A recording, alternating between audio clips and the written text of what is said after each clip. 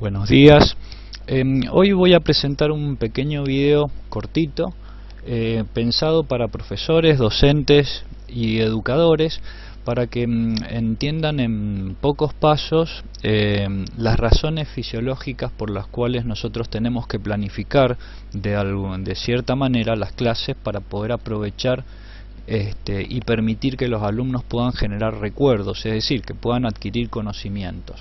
Por eso el tema de hoy tiene este pequeño video que está acompañado por una nota que, si ustedes quieren revisar, está en el blog y tienen la referencia al pie de este video que está colocado en nuestro canal de YouTube. Bueno, entonces vamos a empezar un poquito con el concepto. El video es muy breve y va directamente a las cosas que más necesitamos saber los docentes desde el punto de vista práctico. Bueno, lo primero que nosotros tenemos que entender es que el conocimiento aprendido se almacena en diferentes circuitos cerebrales. Acá ustedes pueden visualizar distintos tipos de circuitos cerebrales que van manteniendo recuerdos. Esos recuerdos no se almacenan en una zona específica del cerebro, sino que los últimos estudios indican que es hay bastantes áreas del cerebro involucradas y que en general esos recuerdos se van agrupando no por neurona de manera individual, sino por grupos de neuronas. Es decir, parece ser que las neuronas grupalmente se van asociando para poder fijar esos recuerdos. Esto tiene una doble ventaja. Primero, que los recuerdos no dependen todos de una sola neurona, de tal manera que si por ejemplo se pierde una neurona, el resto del grupo permite recuperar ese recuerdo. Por eso cuando hay accidentes cerebrales, por ejemplo, algunas personas tardan un poco en reactivar los sistemas de recuperación de esos recuerdos, porque las neuronas pueden volver a generar ese recuerdo a partir de los pedacitos de información que van guardando de manera individual, pero en sí cada recuerdo depende de un grupo de neuronas. Acá nosotros vemos un conjunto de neuronas que están interrelacionadas entre sí, ¿no? Yo les he puesto 4 en distintas zonas cerebrales, así que eso es muy importante desde el punto de vista práctico. También es importante que nosotros entendamos que existen distintos mecanismos de evocación de los recuerdos, es decir, que no solamente se puede recordar a través de un grupo de neuronas, sino que esta interrelación que ustedes están viendo con las flechitas permite que, por ejemplo, un recuerdo en particular, vamos a suponer que ustedes quieren recordar esto y no lo recuerdan específicamente por algún motivo. Bueno, las neuronas o los grupos de neuronas que están relacionados permiten ayudar a las neuronas originales que mantienen ese recuerdo a poder recuperarlo. Es decir, que tenemos distintos tipos de mecanismos de recuperación de datos dentro del cerebro. Pasemos al segundo slide. En el segundo slide, acá, yo les muestro que existen distintos tipos de recuerdos clasificados según su duración. En mucha bibliografía ustedes van a ver nada más que los recuerdos a corto plazo y los recuerdos a largo plazo, ¿sí? Que son los que están especificados en estos dos cuadritos que yo les he colocado acá. Pero hay muchos investigadores que dicen que también hay una memoria que está más bien relacionada a la de corto plazo, que es lo que se llama la memoria de trabajo. La memoria de trabajo, o los recuerdos de la memoria de trabajo, corresponden a todas esas cosas que nosotros, por ejemplo, forzamos a recordarnos durante un cierto tiempo, pero que no son estrictamente necesarias para, por ejemplo, guardarlos varios años. Vamos a suponer, por ejemplo, ustedes conocen a una persona y le piden el teléfono, y ese teléfono, por ejemplo, lo recuerdan hasta que llegan a la casa para poder anotarlo, o hasta que están con el celular y lo pueden incorporar como un contacto dentro del celular, ¿comprenden? Y está la memoria a corto plazo, que en general tiene de algunos segundos a algunas horas, en donde ustedes van a guardar ese tipo de información. Normalmente en la memoria de corto plazo y en la memoria de trabajo, el cerebro clasifica la información como no esencial para él, de tal manera que en general no se lleva lo que se llama adelante el proceso de consolidación. El proceso de consolidación, como ustedes lo están viendo acá, es un proceso que se lleva a cabo dentro del cerebro cuando ustedes de alguna manera deciden que la información quieren retenerla, entonces por ejemplo a través del estudio, a través de distintos tipos de técnicas, fijan esa información para que quede en la memoria a largo plazo, o el cerebro determina que es importante esa información para ustedes, aunque ustedes no fuercen esa información. Por ejemplo, el rostro de los padres, como el cerebro determina que el rostro de los padres, conocer, identificar a los padres es importante, ustedes no hacen el esfuerzo, sino que el mismo cerebro determina que se debe llevar adelante el proceso de consolidación para poder guardar ese tipo de información. Sigamos adelante con el próximo slide. Acá tenemos que las memorias también se clasifican, ¿no? Hay una memoria que se llama declarativa o explícita, que es el tipo de memoria que está relacionado con esos conocimientos que ustedes adquieren sin esfuerzo, pero porque están en contacto con esa información de manera permanente, así que prácticamente no se requiere ningún esfuerzo para que se memorice esa información.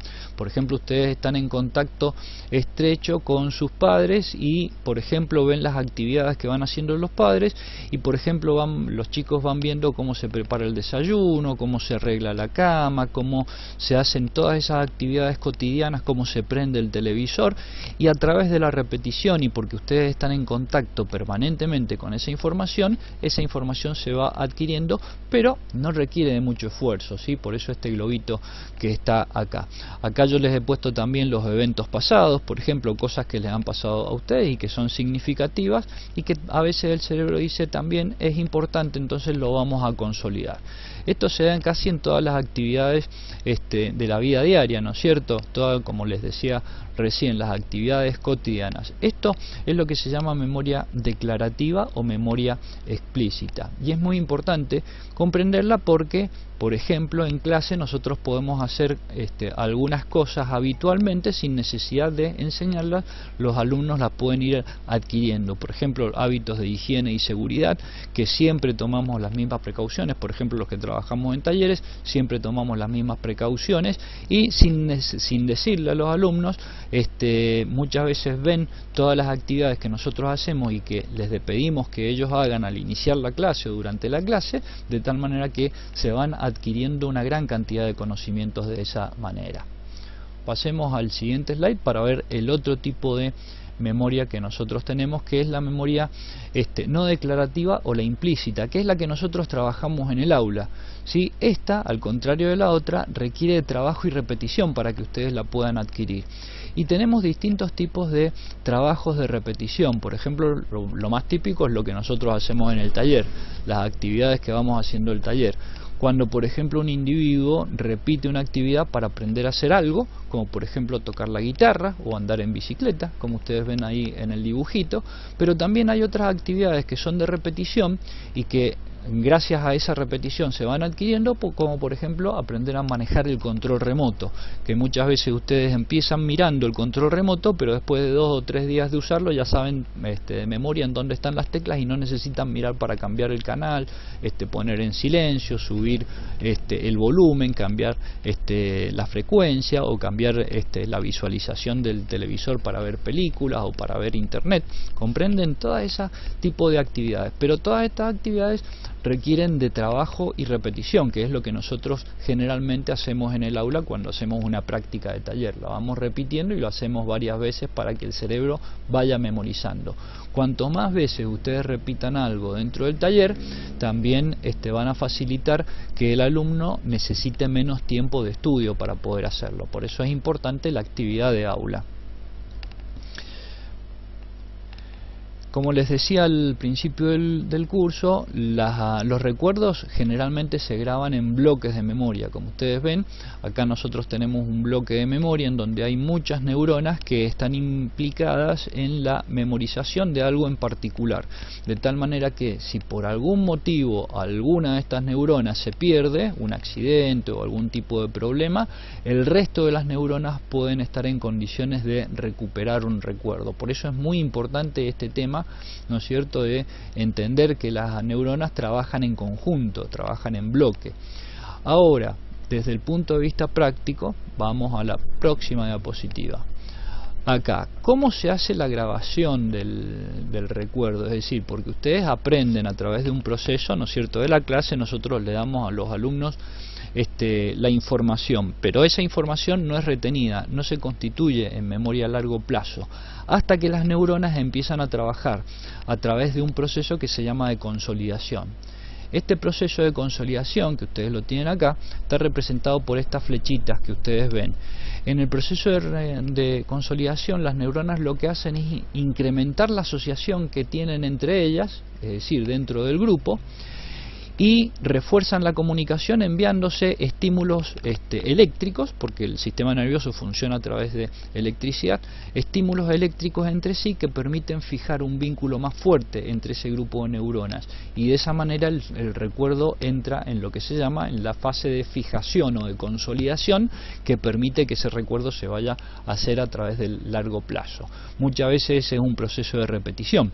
Por ejemplo, cuando los alumnos aprenden de memoria algo, lo repiten un montón de veces, o cuando nosotros enseñamos un proceso en el taller en donde le decimos, bueno, mira, primero pone el cautín, después hace tal cosa, vas regulando, vas preparando la pieza. Cuando le damos un procedimiento lógico para poder seguir ese procedimiento tallerista que nosotros pretendemos inculcar, o cuando le damos un proceso lógico para que el alumno vaya aprendiendo, cualquier sea el tipo de conocimiento que nosotros le estamos tratando de impartir. Veamos el próximo diapositivo. Acá tenemos que tener en cuenta que en el proceso de consolidación influye por un lado la atención del niño o del estudiante que nosotros estemos trabajando. Esto es muy importante tenerlo en cuenta. ¿Por qué? Porque bueno, si nosotros, por ejemplo, tenemos una persona que es propensa a la distracción, como acá vemos el chiquito que está mirando hacia el techo porque ya se aburrió o tiene poca atención, o tendemos a hacer o planificar una clase demasiado larga, o las viejas clases, los viejos maestros que daban la clase magistral hablando 45 minutos y los alumnos terminan durmiéndose, ¿no es cierto? Por eso el tema de las clases interactivas, las clases en donde nosotros tratemos de hacer participar a los alumnos, y muchas veces la posibilidad de darles la posibilidad de que puedan preguntar. ¿Por qué? Porque cuando un alumno pregunta algo que quiere saber realmente, entonces va a prestar más atención de que si nosotros le damos un conocimiento planificado. Por eso la ronda de preguntas está casi siempre presente en todas las aulas modernas. Es importante también que tengamos en cuenta las emociones. Cuando una persona está enojada, está distraída, o como por ejemplo está en otro estado de ánimo como de sentimental, por ejemplo puede estar enamorado de un estudiante, y bueno, va a prestar un poquito menos de atención. También eso nosotros tenemos que tener en cuenta. Por eso el tema de la clase, de la duración, por eso la recomendación de los videos que sean cortos, que la clase, la locución del profesor sea corto, y que no esté los 40 minutos o los 45 minutos dando una clase magistral, sino que la vaya cortando y permita una ronda de interacción y de preguntas, de tal manera que se vaya renovando el ritmo de la clase y la atención no vaya decreciendo hasta perderse por completo. Y lo más importante es que ustedes tienen que tener en cuenta el estado de ánimo, porque los estados de tristeza o de desánimo influyen negativamente, muy negativamente. Esto es muy importante. ¿Por qué? Porque, por ejemplo, si el alumno está triste va a aprender poco, entonces tenemos que ser comprensivos en ese aspecto.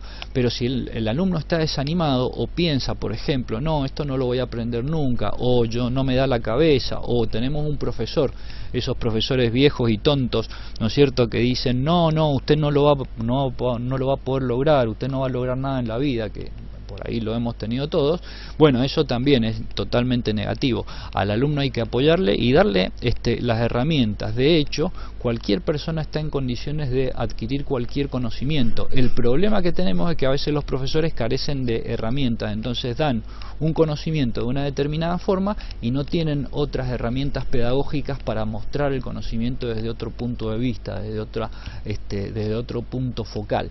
Por eso es muy importante el oficio pedagógico pedagógico de la persona que está dando la clase. Bueno, todos estos elementos influyen en estas flechitas, es decir, en el proceso de consolidación de la memoria, y por supuesto hay que repetir estos procesos, ¿no es cierto? No se puede aprender, hay personas que pueden hacerlo, ¿no? Pero no se da en el común de la gente. Las personas que tienen memoria fotográfica, por ejemplo, pueden leer el libro una sola vez, pero generalmente las personas comunes tenemos que leer varias veces el texto, tenemos que a veces repetir el texto, pero también es importante esto que no he hecho un slide en particular. Ustedes recuerden que cada persona tiene formas diferentes de memorizar. Hay personas que memorizan mejor viendo videos, hay personas que memorizan mejor en una clase en vivo, hay personas que memorizan mejor leyendo un texto.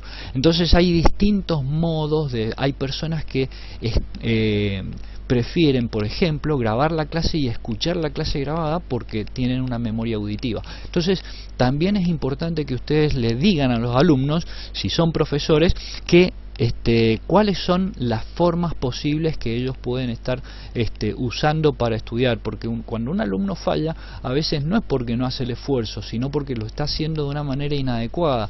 A lo mejor un alumno que tiene memoria auditiva está intentando ver videos y con eso no puede memorizarlo, o no puede comprenderlo, o no puede entenderlo. Por eso es muy importante que el alumno comprenda. Yo no sé por qué en las instituciones todavía los docentes no dan clases sobre memorización para enseñarle a los alumnos a entender cuáles son los procedimientos posibles y para que intenten todas las vías posibles de estudiar. Cuando nosotros tenemos un estudiante que no logra un objetivo, generalmente es porque es un estudiante que no conoce cuál es su método especial de memorización, ¿sí? Es muy importante esto. En general muy pocas personas no pueden lograr el objetivo de estudiar.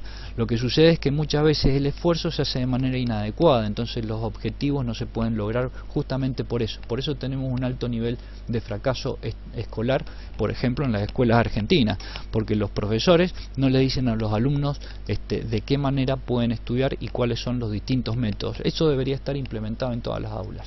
Bueno, vamos a ver el último slide para terminar.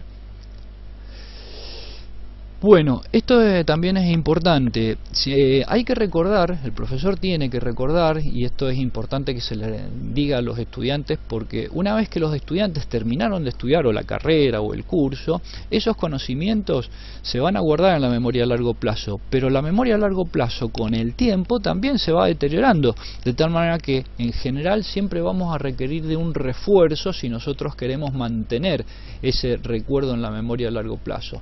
Es decir, cuando nosotros hacemos la consolidación, la memoria queda fijada en el largo plazo, pero cuando nosotros con el tiempo volvemos a releer la especialidad o la materia o el tema en particular que nos interesa de una materia, estamos haciendo lo que se llama el refuerzo y estamos volviendo a fijar ese conocimiento. Generalmente cuando nosotros hacemos refuerzo no tenemos que hacer el mismo trabajo o no tenemos que hacer la misma intensidad de trabajo que hicimos la primera vez para retener ese recuerdo, de tal manera que es mucho más fácil. Por eso cuando ustedes ya están formados, cuando ya terminaron una carrera, generalmente una persona que ya terminó una carrera estudia de un modo mucho más fácil y sencillo después. ¿Por qué? Porque ya primero se conoce, cuando ya se ha concluido una carrera, en general el alumno ya conoce cuál es su mejor método para poder aprender y adquirir el conocimiento. Y segundo, que muchas veces esos recuerdos que ya tiene de base